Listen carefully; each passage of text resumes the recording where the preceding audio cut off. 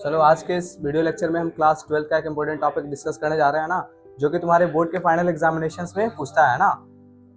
CBSE हो या Bihar board हो, हर बोर्ड एग्जामिनेशंस में इससे क्वेश्चंस आते हैं। क्या टॉपिक हो?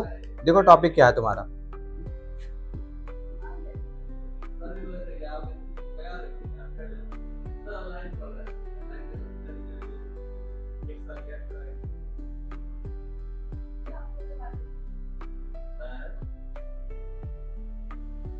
Application of Gauss law. सबसे पहले हम लोग समझेंगे गॉस लॉ क्या बोलता है, इसके बाद उसका एप्लीकेशन के बारे में डिस्कस करेंगे। सबसे पहले हम लोग पढ़ेंगे व्हाट इज गॉस लॉ। बहुत इंपोर्टेंट पॉइंट है इसका। दो मार्क्स का भी क्वेश्चन पूछता है कि define the Gauss law, state the Gauss law. Gauss law का मतलब क्या होता है? तो बहुत सिंपल इसका स्टेटमेंट बाबू। सबसे पहले पॉइंट हम लिखेंगे कि it is only applicable for closed loop। Gauss law जो है, पहला पॉइंट हम इससे पढ़ेंगे कि गॉस लॉ हमेशा किसके लिए एप्लीकेबल होता है? क्लोज लूप के लिए। अगर लूप ओपन है तो एप्लीकेबल नहीं होगा, है ना। What it state? It states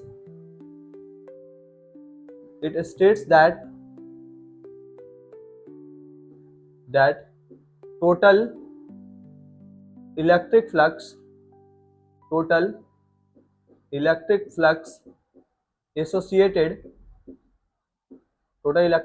associated with a closed loop means वही closed loop है ना, with a loop is 1 by epsilon naught times of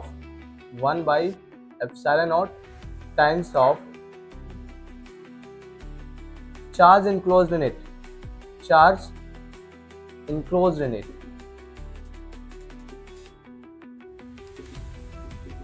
देखो बहुत सिंपल सा स्टेटमेंट है, बहुत सिंपल सा इसका मतलब है ना। अगर गॉस लॉ को समझ जाओगे तो इसका एप्लीकेशन समझना आसान हो जाएगा तुम्हारे लिए। तो सबसे पहले हमने स्टेटमेंट डिफाइन किया कि what is Gauss law. Gauss law says point number 1, it is only applicable for close loop. जहां पे लूप क्लोज नहीं होगा वहां पे एप्लीकेबल नहीं होगा। Point number 2, it states that total electric flux associated with a loop is 1 by epsilon naught times of charge enclosed in it। मतलब उस लूप में कितना टोटल चार्ज है उसको निकाल लो, उसको एप्सिलॉन नॉट से डिवाइड कर दो, उस लूप के थ्रू कितना फ्लक्स होगा उसका वैल्यू देता है। आज इसको फॉर्मुलेट करते हैं। फॉर्मूला क्या बोलता है?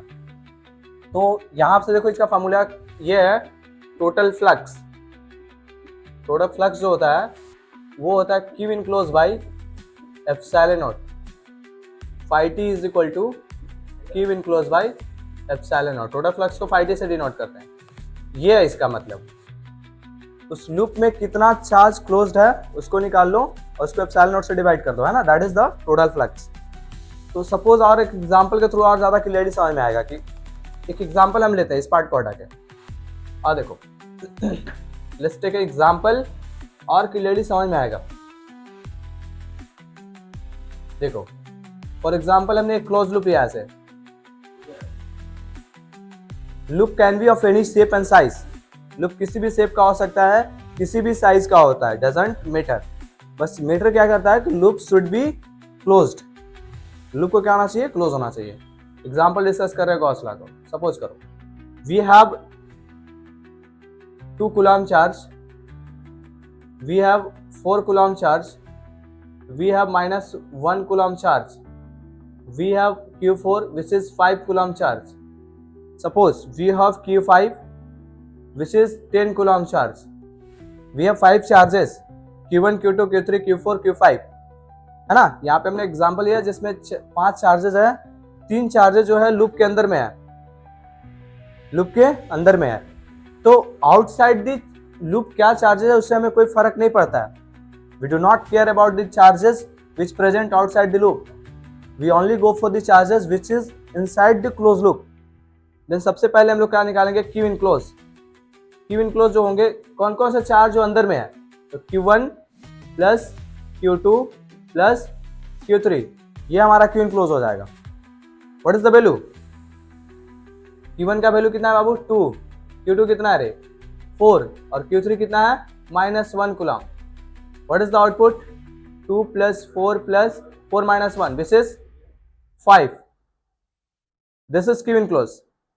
टोटल चार्ज इनक्लोज कितने हैं उसको मैंने निकाल लिया, बाहर के चार्ज से हमें कोई फर्क नहीं पड़ता है ना। तो टोटल चार्ज निकाल लिया, इसके बाद हमें फ्लक्स चाहिए, तो total flux is equal to जो होता है as per the Gauss law Q enclose by epsilon not, ये फॉर्मूला होता है। किसने दिया था? गॉस ने। किसके लिए? क्लोज लूप के लिए। यहाँ पे वैल्यू पुट कर दो, फाई टी आ जाएगा। What is phi T? Q enclose 5 है, एप्सिलॉन नॉट का वैल्यू होता है 8.85 into 10 to the power minus 12। अब जो भी इसका वैल्यू सॉल्यूशन करने के बाद आएगा, that is the total flux through that loop, है ना। तो बस सिंपली ये बोला था कि चार्ज को इनक्लोज करो, अब जितना इनक्लोज चार्ज है उसको एप्सिलॉन नॉट से डिवाइड कर दो, that is total flux by the Gauss law.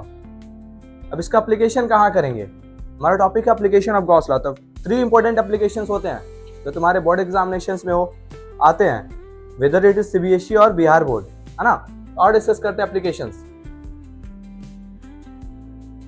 ये था तुम्हारा गॉस लॉ का एक्चुअल डेफिनेशन एंड अंडरस्टैंडिंग। अगर पॉइंट समराइज करना चाहोगे पॉइंट समराइज कर दे। पॉइंट क्या बोलता है? It is only applicable for close loop. Loop can be of any shape और साइज, किसी भी शेप और साइज के हो सकते हैं। Total flux through the loop जो होते हैं Q enclose by epsilon not के बराबर होते हैं। मींस जो क्लोज लूप के अंदर जो चार्ज है उसको निकाल लो। अब charge is a scalar quantity, algebraically add कर दो उसको, है ना। Scalar do not follow any kind of addition से, अलजेब्रिकली डायरेक्ट ऐड कर दो उसको। टोटल Q इनक्लोज आ जाएगा, उसको एप्सिलॉन नॉट से डिवाइड कर दो, that is the Gauss law, है ना। अच्छा, क्लोज लूप के लिए गॉस लॉ पढ़ लिए। थोड़ा सा एक और पॉइंट हम पढ़ेंगे कि Coulomb's law for close loop. Coulomb's law for close loop, देखो इसको समझ जाओगे, इसके बाद एप्लीकेशन हमें बहुत आसान हो जाएगा। गॉस लॉ तो अभी हमने समझ लिया कि Q enclose by epsilon not, simply वो बोल दिया था।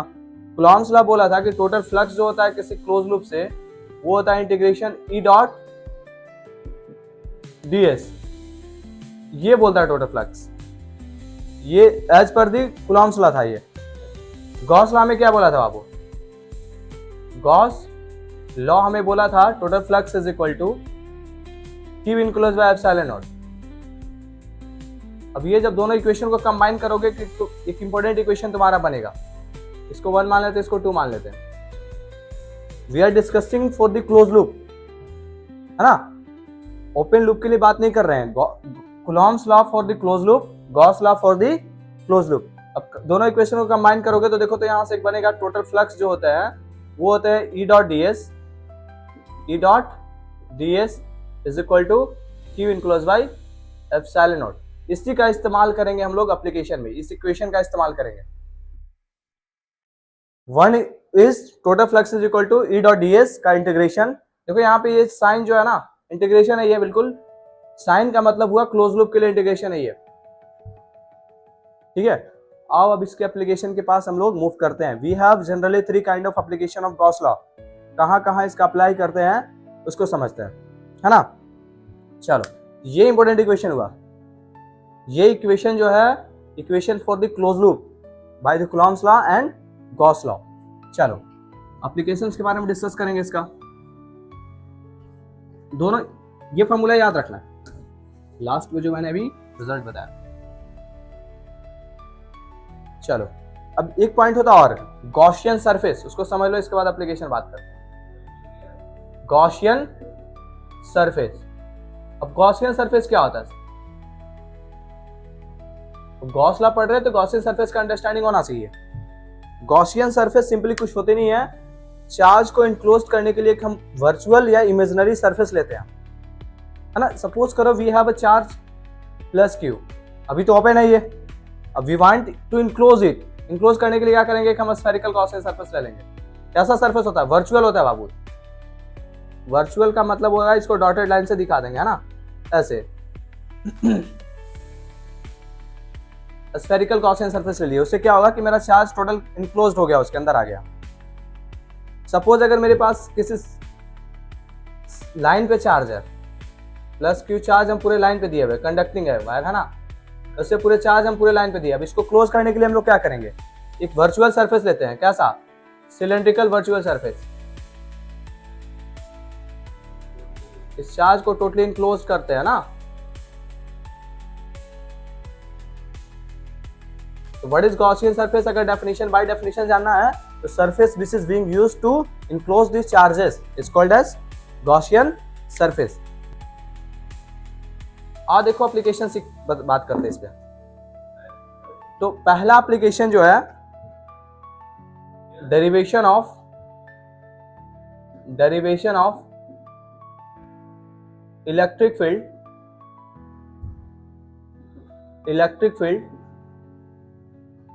Due two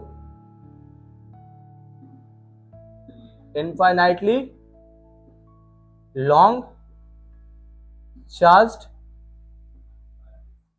wire. देखो पहला एप्लीकेशन, वन बाय वन हम सारे एप्लीकेशंस को डिस्कस करेंगे, है ना। आज के इस वीडियो लेक्चर में हम इनफाइनाइटली लॉन्ग चार्ज वायर के वजह से डेरिवेशन करने जा रहे हैं। अब देखो सबसे पहले क्या होता है कि डेरिवेशन कंटेन 3 पार्ट। डेरिवेशन में 3 पोर्शन होते हैं बाबू, क्या क्या। ये मेरा एप्लीकेशन है, इनफाइनाइटली लॉन्ग चार्ज वायर की वजह से इलेक्ट्रिक फील्ड इंटेंसिटी हम लोग देखेंगे। तो derivation contain 3 parts. One is language, derivation में 3 पार्ट्स का नीड होता है। One is language, next is diagram और लास्ट इज मैथ्स। जो मैथमेटिकल्स पार्ट होते हैं उसको हम लोग बात करेंगे, है ना। ये 3 पोर्शन से हम लोग डेरिवेशन कंप्लीट करेंगे बाबू। तो first we go for language, then we go for diagram और then we go for maths. Maths means जो लॉ हमें डिस्क्राइब किया है Coulomb's law, Gauss law, close loop के लिए, उसको लगा के उसको सॉर्ट करेंगे। अब आज इस डेरिवेशन को कंप्लीट करते हैं। हमारा हेडिंग क्या रहेगा next, derivation of electric field due to infinitely long charge wire या रड, है ना, वही चीज है। चलो इस डेरिवेशन को कंप्लीट कर लेते हैं। एप्लीकेशन ऑफ गॉस लॉ का पहला एप्लीकेशन यही है। तो सबसे पहले हमने बोला था लैंग्वेज लिखेंगे, क्या लिखेंगे, let us consider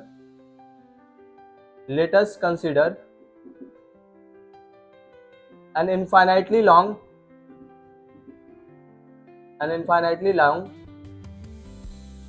charged wire given a charge of q on its surfaces। उसके सरफेस पे हमने q चार्ज दिया, ठीक है। अब उस क्यू चार्ज को हमें क्या करना है, इनक्लोज करना है ना। तो इसके बाद हमने क्या करेंगे कि देखो एक गॉसियन सरफेस कंसीडर करेंगे। Now considering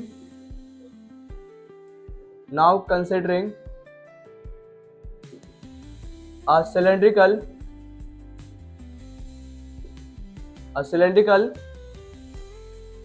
Gaussian surface। Language portion को तुम खुद से भी लिख सकते हो, language portion is not important here. I am here to teach you कि कैसे मैथमेटिक्स लगाना है उसके अंदर, क्या यूज होंगे, क्या फॉर्मूला होंगे। Language can be of different, है ना, पर्सन टू पर्सन वेरी कर सकते हो, अपने वे में लैंग्वेज लिख सकते हो, है ना। उसी लैंग्वेज का डायग्राम बनाना होता है। तो लैंग्वेज और diagram portion is not the main part is mathematics. हाँ, now considering a cylindrical Gaussian surface to enclose the charge को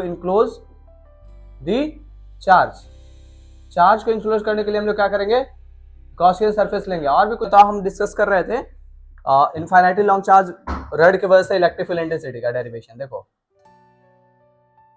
इनफाइनाइटली लॉन्ग चार्ज रड है, उस पर क्यू चार्ज डिस्ट्रीब्यूटेड था थ्रू आउट दी लेंथ, है ना। Infinite है तो इधर भी जाएगा और इधर भी जाएगा, एक्सटेंड करेंगे हम। अब देखो बाबू समझो, सपोज हमने गॉसियन सरफेस कंसीडर किया, cylindrical Gaussian surface. Gaussian surface कैसे होते हैं, वर्चुअल होते हैं, है ना। देखो ऐसे सिलिंड्रिकल गॉसियन सरफेस मैंने कंसीडर किया। Why to take cylindrical Gaussian surface, to enclose the charge.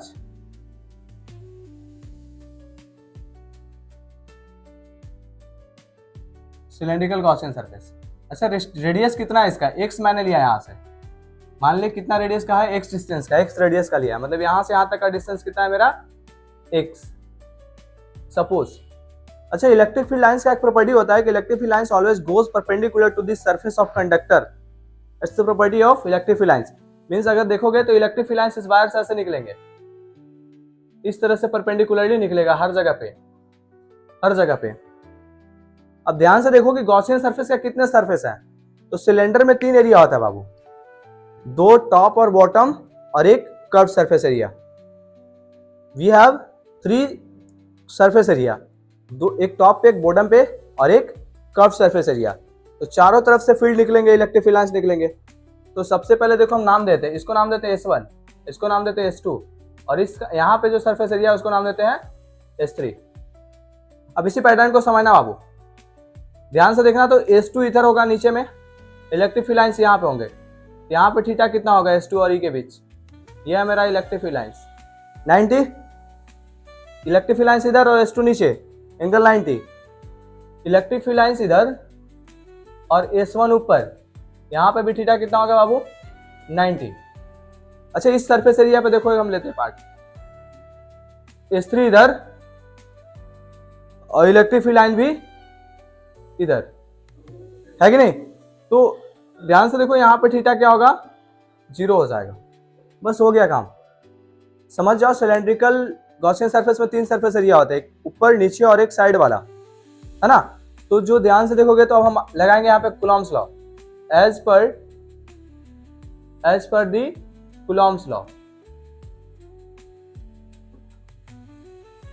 As per the Coulomb's law. Total flux जो होते हैं वो क्या होगा, E डॉट ds फॉर 1, है ना, plus E dot ds for 2, दूसरा सरफेस एरिया है ना, plus E dot ds for 3। 3 surface area है ना, तीनों का हम लोग निकाल के सिंपली काम कर लेंगे बाबू। तो देखो E डॉट ds में पहला सरफेस एरिया कौन सा, ये है, दूसरा मेरा ये है और तीसरा मेरा ये है। इसके थ्रू 0 होगा, इसके थ्रू भी 0 होगा, क्यों, क्योंकि थीटा 90 है, यहाँ पे थीटा इज 90 और डॉट प्रोडक्ट में A डॉट B मतलब AB cos थीटा होता है। तो थीटा 90 होने की वजह से यहाँ पे फ्लक्स 0 हो जाएगा, इसके थ्रू फ्लक्स 0, इसके थ्रू फ्लक्स 0, बच क्या गया ये फ्लक्स। तो total flux is equal to मेरा बचा, ध्यान से देखना, E ds cos 0 from 0 to 2 pi XL। क्यों है सर, क्योंकि हमने इसका लेंथ L कंसीडर किया था, लैंग्वेज में length of the Gaussian surface L हम लोग लेते हैं। तो ये सरफेस एरिया की वजह से हमारा फ्लक्स बचा, total flux is equal to E dot ds cos theta.